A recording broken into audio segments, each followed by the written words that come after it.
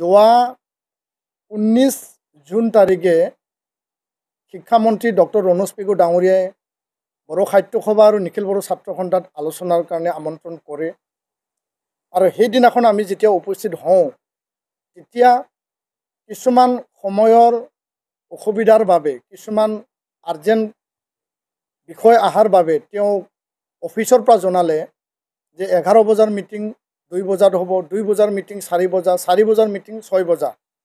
এই সময়সূচী সলনি কৰি পেলাই মিটিং কেঞ্চেল হৈ গ'ল। ইয়াৰ পিছত 2 জুলাই তাৰিখে পুনৰ এপছু আৰু বড়ো সাহিত্য সভাক আমন্ত্ৰণ জনালে। মুখ্যমন্ত্ৰী আৰু শিক্ষামন্ত্ৰীৰ মাইনছৰ ওপৰত আলোচনা হ'ব। এই মিটিঙো কেঞ্চেল কৰি দিলে। 5 জুলাই 2024 পুনৰ আমাক মিটিঙত আমন্ত্ৰণ জনালে। আকৌ পুনৰ তেওঁ মিটিংটো কেঞ্চেল কৰিলে। 3টা মিটিং তেওঁ নিজে আহ্বান কৰি পেলাই নিজে কেঞ্চেল কৰিলে।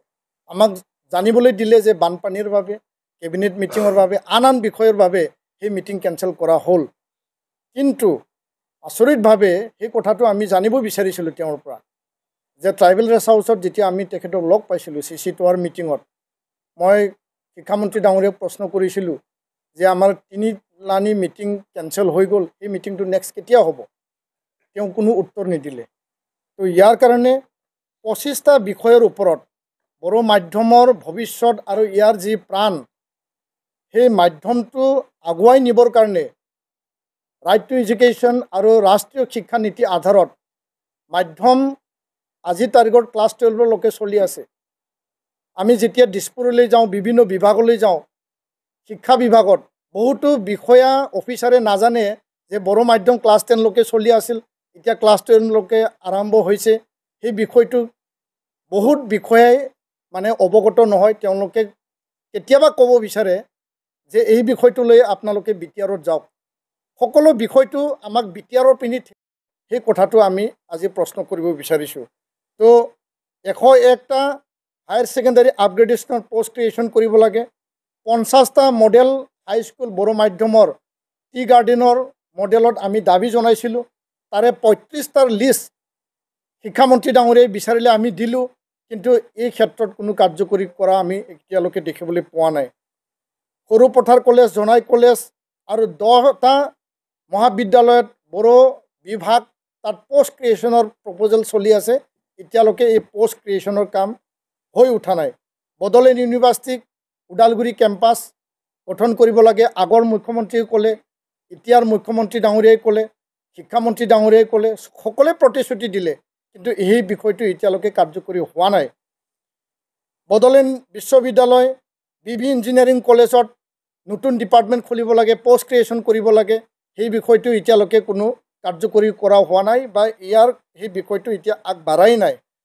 CTET-ত বড়ো ভাষা লেংগুৱেজ 1 অপশ্যন হিচাপে অন্তৰ্ভুক্ত কৰিব লাগে। কেন্দ্ৰীয় চৰকাৰক আমি দাবী জনাইছোঁ। ৰাজ্য চৰকাৰে কৰিবলগীয়া কামটো হ'ল যে কেন্দ্ৰীয় চৰকাৰক তেওঁলোকে লিখিব লাগে, সেই কামটো হৈ উঠা নাই। 72 number of EGS education guarantee স্কিমৰ আণ্ডাৰত সেই স্কুলখিনি নৰ্মেল স্কুলত আহিল শোণিতপুৰ বিশ্বনাথত। ইয়াত বিনা শিক্ষকে এতিয়া স্কুল চলি আছে, য'ত RTE কথা লিখা আছে, য'ত NEP কথা লিখা আছে, য'ত গুণোৎসৱৰ কথা আছে, তাত বিনা শিক্ষকে চলি আছে। কিছুমান টিচাৰ ট্ৰেন্সফাৰ দিয়া হ'ল, আধৰুৱা হৈ পেলাই কিছুমান টিচাৰৰ ট্ৰেন্সফাৰ এতিয়ালৈকে হোৱা নাই। ইয়াৰ বাদেও 26খন বড়ো মাধ্যমৰ বিদ্যালয়ত 0 টিচাৰ, এজনো শিক্ষক নাই।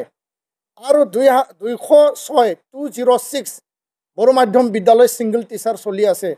শিক্ষক এপইণ্টমেণ্ট BTR আৰু অসমত যি ধৰণে হ'ব লাগিছিল টেট এপইণ্টমেণ্ট, সেইটো মানে সময়মতে হোৱা নাই, যাৰ কাৰণে এতিয়া ছাত্ৰ ছাত্ৰীৰ সংখ্যা কমি গৈছে। ছাত্ৰ ছাত্ৰীৰ সংখ্যা কমি যোৱাৰ কাৰণে বিদ্যালয় মাৰ্জাৰ কৰিব লাগে বুলি বাৰম্বাৰ অসমৰ শিক্ষা বিভাগে নিৰ্দেশ দিছে, যাৰ দ্বাৰা বড়ো মাধ্যম শেষ কৰাৰ এটা পৰিকল্পনা এতিয়া চলি আছে। সেই কথাটো আমি আজি পুনৰবাৰ উনুকিয়াই দিছোঁ। এতিয়া এটা মনোভাৱ এতিয়া বিষয়াসকলৰ মাজত জাগি উঠিছে। এই কথাটো আমি মুঠেই সন্তুষ্ট নহয়, এই কথা আমি আজি স্পষ্ট ভাষাৰে আমি ব্যক্ত কৰিছোঁ। এইটো আমি দুখ পাওঁ, কাৰণ ৰাজ্য চৰকাৰে, ৰাজ্যৰ শিক্ষা বিভাগে শিক্ষাৰ বিষয়সমূহ সুচাৰুৰূপে সমাধান আৰু দায়িত্ব সহকাৰে সমাধানৰ কাৰণে তেওঁলোকে কাম কৰিব লাগে। 25টা বিষয়ৰ ওপৰত মাইনুটছ তৈয়াৰ কৰা হৈছিল। মাননীয় মুখ্যমন্ত্ৰী ডাঙৰীয়া, শিক্ষামন্ত্ৰী ডাঙৰীয়া এই আলোচনাত সেই 25টা বিষয়ত যি মূল বিষয়সমূহ আছে যে 6.3 বিটিআৰ চুক্তি আধাৰত বিদ্যালয় প্ৰাদেশিকৰণ কৰিব লাগে। 10টা কলেজ প্ৰাদেশিকৰণ কৰা হ'ল 4 বছৰত, কিন্তু high school, higher secondary, LP, ME, junior college এই ক্ষেত্ৰত এতিয়ালৈকে কোনো সিদ্ধান্তত উপনীত হোৱা নাই। এই বিষয়টো অতিকে গুৰুত্বপূৰ্ণ। 2271 PGT post graduate teacher appointment কৰা হৈছিল 2021-ত অসমীয়া মাধ্যমৰ বিদ্যালয়ৰ কাৰণে, হায়াৰ ছেকেণ্ডাৰী লেভেলত PGT টিচাৰ। আৰু সেই সময়তে আমি প্ৰশ্ন কৰিছিলোঁ যে বড়ো মাধ্যমৰ শিক্ষকসকল কেতিয়া এপইণ্টমেণ্ট পাব, আৰু হায়াৰ ছেকেণ্ডাৰীবিলাক আপগ্ৰেড কৰি পেলাই তাত পোষ্ট ক্ৰিয়েশ্যন কৰা হ'ব। 101 হায়াৰ ছেকেণ্ডাৰী আপগ্ৰেডেশ্যনৰ প্ৰপ'জেল দিয়া হৈছে, পোষ্ট ক্ৰিয়েশ্যন হোৱা নাই। ক'ভিডৰ সময়ত যিবিলাক 95 হায়াৰ ছেকেণ্ডাৰী বড়ো অধ্যুষিত অঞ্চলত আপগ্ৰেডেশ্যন কৰা হৈছিল, তাত কোনো পোষ্ট ক্ৰিয়েশ্যন নাই। ছাত্ৰ ছাত্ৰী এডমিশ্যন ল'লে, বিনা শিক্ষকে তেওঁলোকে পৰীক্ষা দিলে, আৰু এই ছাত্ৰ ছাত্ৰীৰ ভৱিষ্যত এতিয়া অতি ভয়াৱহ ৰূপত তেওঁলোকে জীৱনটো পাৰ কৰিব লগা হৈছে। তেওঁলোকৰ শিক্ষাৰ ভৱিষ্যত নাইকিয়া হৈ গৈছে। ডিগ্ৰী মডেল কলেজ, 3টা ডিগ্ৰী মডেল কলেজ বড়ো অধ্যুষিত অঞ্চল, তাত বড়ো ছাত্ৰ ছাত্ৰী আছে। সকলো বিভাগত পোষ্ট ক্ৰিয়েশ্যন দিয়া হ'ল, 3টা মডেল কলেজত। বড়ো বিভাগ, বড়ো ডিপাৰ্টমেণ্টত তাত কোনো এটা পোষ্ট তাতে ক্ৰিয়েশ্যন কৰা নহ'ল। এইটো অন্যায় আৰু এইটো আমাক মানে ডিপ্ৰাইভ কৰা হৈছে। এই কথাটো আমি স্পষ্ট ভাষাৰে কৈছোঁ। আৰু এই কথাটো মাইনটছত থাকিও আজিৰ তাৰিখত অসম চৰকাৰ শিক্ষা বিভাগে এইটো একো কাৰ্যকৰী তেওঁলোকে কৰা নাই। আছাম টেক্সট বুক পাব্লিকেশ্যন আৰু প্ৰডাকশ্যন কৰ্পৰেশ্যনত বড়ো একাডেমিক অফিচাৰ লাগে, এতিয়া খালী হৈ আছে। বড়ো একাডেমিক অফিচাৰ সেৱাত লাগে, এইটো খালী হৈ আছে। বড়ো ট্ৰান্সলেটৰ সমগ্ৰ শিক্ষা অভিযানত খালী হৈ আছে। বড়ো লেকচাৰৰ লাগে SCRT, য'ত নেকি গোটেই পৰিকল্পনাবিলাক তৈয়াৰ কৰা হয়, তাত খালী হৈ আছে। এই চাৰিটা মূল শিক্ষা বিভাগ কেনেকৈ চলি আছে, য'ত নেকি SCRTত বড়ো লেকচাৰৰ লাগে, তাত পোষ্টে নাই। ইমান দিনে ক্লাছ 10লৈকে বড়ো মাধ্যম 1985-86ৰ পৰা চলি আছে। 1963 পৰা বড়ো মাধ্যম আৰম্ভ হৈছে। হাইস্কুলত মেট্ৰিক দিছে 85-86ত। আজিলৈকে যদি তাত মানে বিষয়া নাই, চৰকাৰে এই বিভাগ আৰু এই মাধ্যমটো কেনেকৈ চলাব বিচাৰিছে। আৰু ইয়াৰ বাদেও আমি স্পষ্ট ভাষাৰে ক'ব বিচাৰিছোঁ, আজি 2024-ৰ 21 জুলাই, আজি গৰম বন্ধ চলি আছে। 3 মাহ ক্লাছ উকলি গ'ল, এটা ইউনিট টেষ্ট হৈ গ'ল, কিন্তু আজিলৈকে টেক্সট বুক পাবৰ কাৰণে LP, ME আৰু হাইস্কুলত টেক্সট বুক পাবৰ কাৰণে বিদ্যালয়বিলাকে আমাক কৈ আছে, আৰু তেওঁলোকে পাঠ্যপুথি এতিয়ালৈকে পোৱা নাই।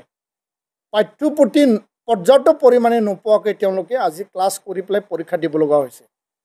আৰু ইয়াৰ কাৰণে আমি অসম চৰকাৰক আমি আহ্বান জনাইছোঁ, মুখ্যমন্ত্ৰী ডাঙৰীয়াক আমি আহ্বান জনাইছোঁ যে এই যে তিনিটা মিটিং মাতি পেলাই আমাক কেঞ্চেল কৰালে, আমাক কি কাৰণত কেঞ্চেল কৰালে, ইয়াৰ কাৰণে শিক্ষামন্ত্ৰীৰ পৰা আমাক উত্তৰ লাগে, আৰু মুখ্যমন্ত্ৰী ডাঙৰীয়াই ইয়াৰ ওপৰত হস্তক্ষেপ কৰিব লাগে।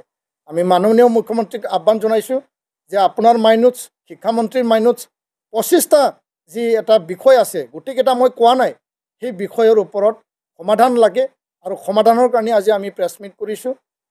আৰু সেই দাবীবিলাকক লৈ পেলাই ভৱিষ্যতে আমি গণতান্ত্ৰিক পন্থা ল'বলৈ আমি বাধ্য হ'ব। এই কথাটো আমি স্পষ্টকৈ আজি ক'লোঁ। ধন্যবাদ।